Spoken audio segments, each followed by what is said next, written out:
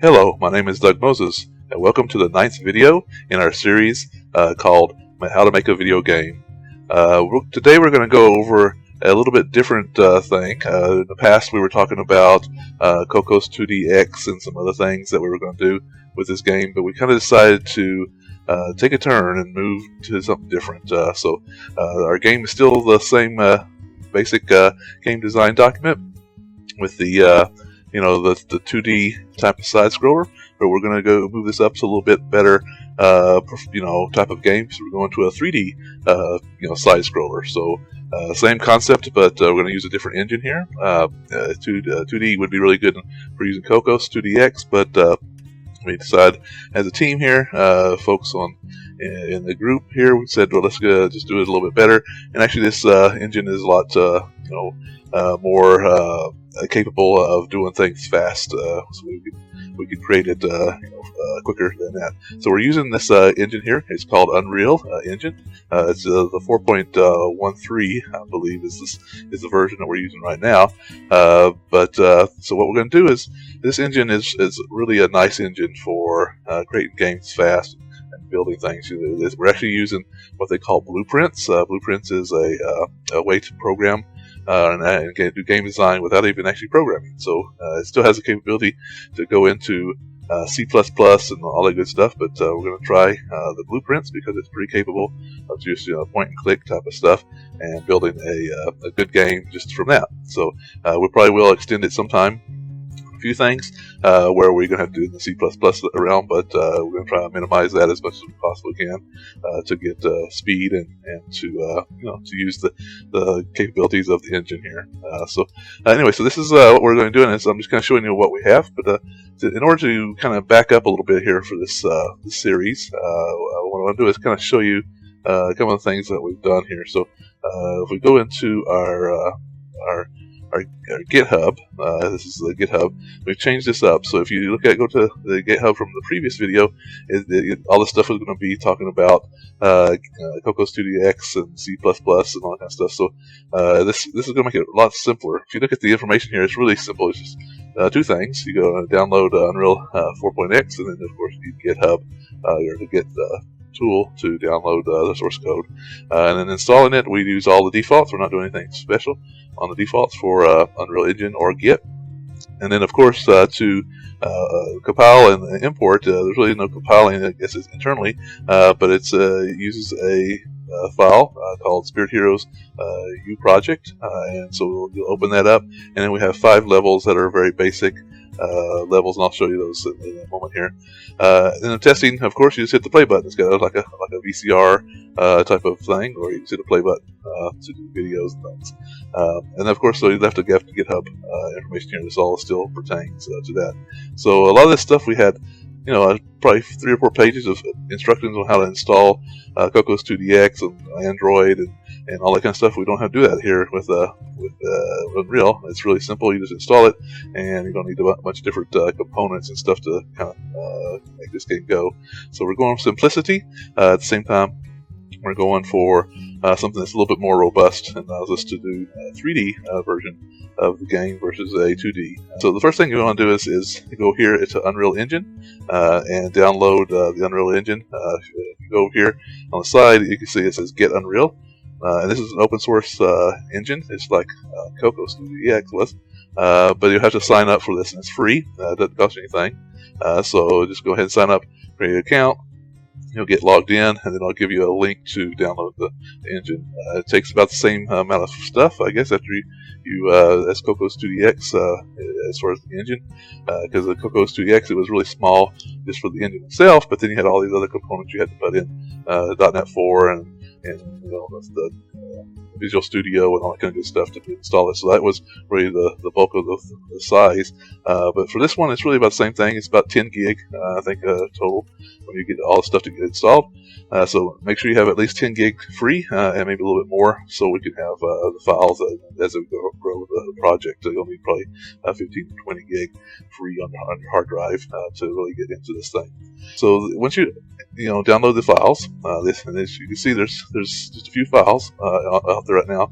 We got a config, content, and then this Spirit Heroes U project file.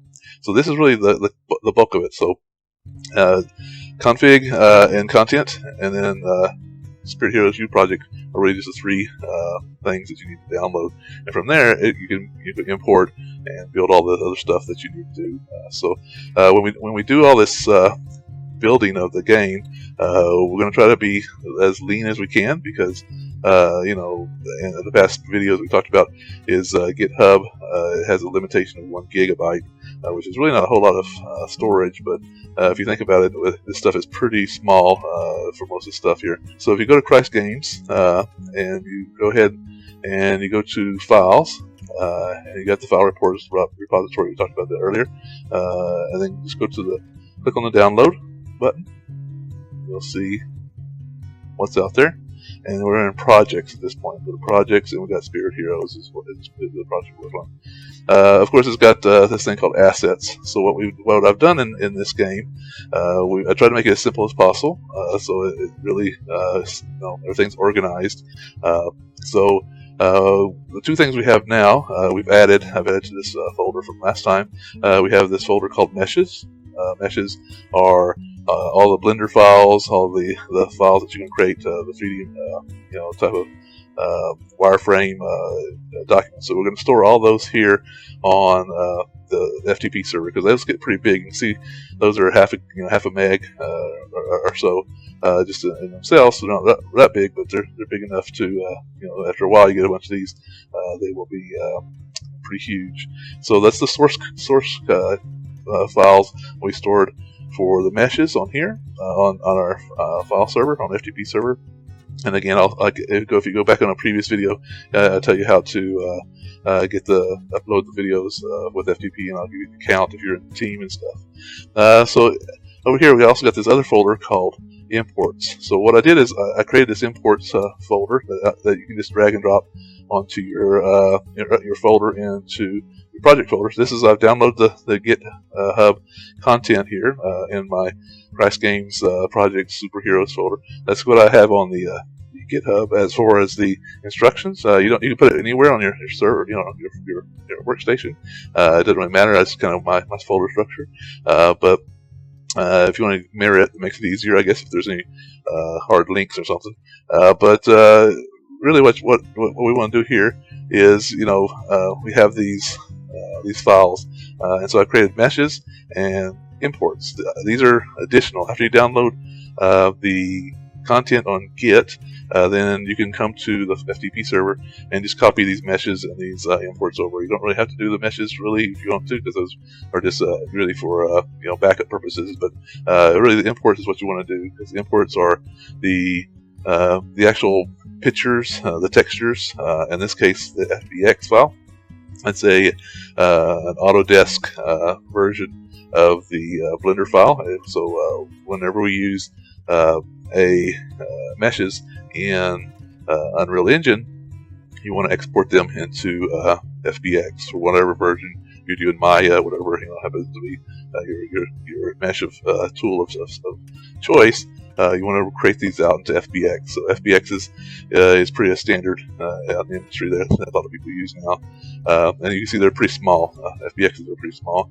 And they're just a copy of the Blender file in a special format from Autodesk, and it's kind of used as a standard now. And what you'll do is in Unreal Engine, you'll import these. So that's why I put this folder called import.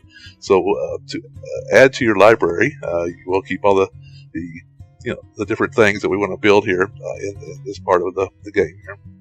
Okay, so this part I kind of jumped in a little fast here, so we can kind of move on. So that was the basics of the how the files are stored, how you download files, and that kind of thing. So this part we're going to go and get into here is really about inside of the Unreal Engine.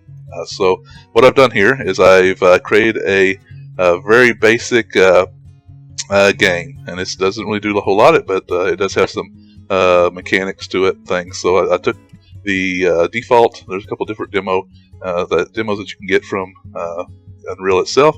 So I took a demo and I stripped a lot of that stuff off, and it got us down to the bare bones minimum of what we can do for some leveling and things here. And of course, each level is going to be a little different, so we can remove some of this grass and things like that, where we can create our own little indoor stuff and things. But what I want to do is talk about this little thing here. So it's called a content browser. So this is where all of those files, when you downloaded them, are going to be in this folder called content. So that's when you saw on the GitHub it said content was the folder. So this is kind of like your main folder. The config folder really has just a couple of files in there. It's kind of little INI files that are some settings and stuff like that. So really, 90% of this work is going to be in your content folder. So this is the content folder in a more graphical presentation once it gets imported into Unreal. So you can see I tried to make it really simple. I made the folder structure, as bare bones as we can. We probably want to add some more here. We probably want to have sounds and audio and some other folders here. But we don't have any files in them at this point. So this is really what we have files in it at this point to play with. So if you take a look at each one of these things, we won't go through each one of them, but you can see that there is some files in here that you can do, and you can open them up, and it'll give you some properties and some other things like that. But the ones that we're kind of interested in as far as the mechanics of the game is going to be these here. These are blueprints. Blueprints are how Unreal Engine does all the coding. So instead of C++, you do these blueprints. So we'll have a whole bunch of these little blueprints here, and they're just real simple things. If I'll bring one open just to kind of show you what it looks like. It'll load here pretty quickly. Sometimes these things take a little bit of time, but anyway, we'll see how it goes. So once you pull this thing up, you can see there's some things are just settings. In this case, it's just a bunch of settings of some stuff, and some other ones are actually a little more detailed. They'll have you little pictures of various things you can snap together, and we won't get into all this right now in this video, but you can see here that you can move this stuff around, and you can it's more nodes and that kind of stuff where you can fully add different nodes and have all these different properties here, and so it's pretty elaborate, somewhat overwhelming in some cases, but it's capable of being able to do quite a bit of stuff here with just blueprints. By saying, make a color green, whatever, and make it, vibrate or something like that. With an action stuff. So then we have some other things. We've got materials. Materials are going to be really, these are really kind of blueprints themselves.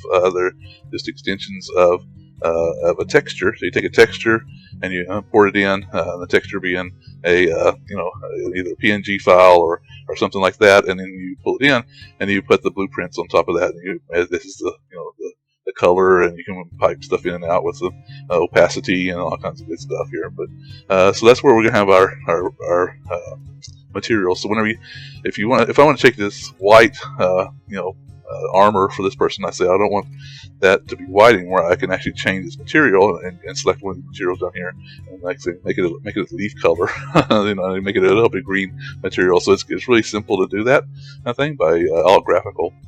And then of course we have the meshes, and these are the FBX files that we imported. So the FBX files are kind of we'll get into another video in more detail, because I think I'm going to show a video just on Blender on how to get these FBX files. So I made a real simple, type of plant here. You can see it has a mesh with it and other things. And it has some neat stuff in here. It has collision detection, so if you turn it on and off, you can put different collision detection stuff in here. And you'll see this down here quite a bit often, compiling shaders and things. Anytime you make a change, or it thinks it makes a change to any type of component, it tries to redo the lighting. So you got to be careful with lighting, because it's really important that the most time-consuming of all things I've learned with Unreal Engine is compiling the lighting. So if you ever want to recompile something, you can just go up here and hit build, and it'll build everything else. But you can just build the lighting on top of that really, really quickly. So we won't go into all the details of Unreal, but that's kind of showing you some very basic stuff here. And of course we got other things in here. This is skeletons. These are the rigs. You're going to do the rigging on the animations and stuff like that. And of course here's the textures. Here's just a couple of, that's the two I had pulled in. These are already as part of the default for this mannequin here, kind of, so to speak. So Anyway, so we'll get more into this as we go along. What I wanted to show you really is this game. We have very basic mechanics of it going. So I'll go ahead and start playing it like I'm going to play the game. You'll see it's not a whole lot to it, but at least it shows kind of the basics of the game. So you can run around here. I can go left, and I can roll right, and I can jump. And there's little plants I put in there. Very basic stuff. But if you notice it's really just a 2D game. But you have in the background, you can see that it's got some depth to it, where we have the plants are, they're not just static. Like a 2D game, what you'll have is a picture. The picture just kind of scrolls by, and the picture never changes. So you see the plant there. The plant is actually changing, angle with the other plants. So you can see that there's actually some depth there. And as we get more into this game, we'll see, it'll be a really nice look and feel for the game to have that kind of stuff. And we'll change this mannequin out to the actual character players. This is just a demo for right now, type of thing. But we'll stop that animation going there. And this is going to be for mobile, so we have to also be a little bit careful about size. So all the meshes we do, all the stuff, we have to be low poly. We also have to be something that's going to be small, type of repeatable patterns and things. So it limits us a little bit in the ability for us to do really high end graphics. But you can see it's still pretty good. Even the basic stuff here we have works pretty good. So you can see the camera here. This is we can do camera stuff. This is attached to him like a boom with a boom type of rigging on it. So it follows him along. I've created this little thing right here, and they call it a light importance volume. And basically what it's going to do is it's going to be we talked about lighting because lighting is real important in the game. It's going to be saying this is the most important area to concentrate on lighting, and to compile that first. And so it's going to be a lot better images inside that versus it is on the outside. It'll be a little bit less detail on the outside of it. So this really is, we're going to have it, for the most part, is going to be, each of these levels is going to be pretty small. We're going to do it very similar, like I said, this is like a Super Mario, a Donkey Kong Country 3D, or what those different games are out there. Very similar to all that kind of stuff. And we'll have some cinematics in between the things with some voiceovers and all that good stuff. So I just want to kind of show you where we're heading here, that we kind of got a start on it. We got a template for some of the stuff. It's not really a whole bunch, so I guess now the developers on the team, each of us can take a level, and we can start building our levels out, and maybe the next video I have will be a little bit more, when we go in the engine here, we'll have a little bit more stuff that you can see. Maybe the characters be a little bit different here as well. But I think the next video I'm going to go in is probably be more about how to create meshes in Blender, and then export them out, because there's a little bit of a unique technique you got to do with the light maps and all the good stuff that comes with it. So you're going to learn a lot of techniques here, and a lot of terminology if you're not really familiar with them. I'm going to hit them pretty high level, so I'm not going to go into too details, but I kind of just want to give you high levels on this tutorial throughout the whole Spirit Heroes, and kind of give you ways to start looking at other things that are out there and read on them and that kind of stuff. So, okay, that's all I kind of wanted to know today. It's really a quick video over where we're heading. We're changing our mind here. We're going from Cocos 2DX to Unreal Engine, and I think it's going to be a better product in the end, because it's now going to be a 3D side-scroller versus a 2D side-scroller. You can see it'll be a lot more robust. We're going to do a lot more with it and build all kinds of cool looking worlds and levels here. So I guess I'll sign off now. So thank you guys for joining me, and until next time, God bless you guys, and have a good day. Bye.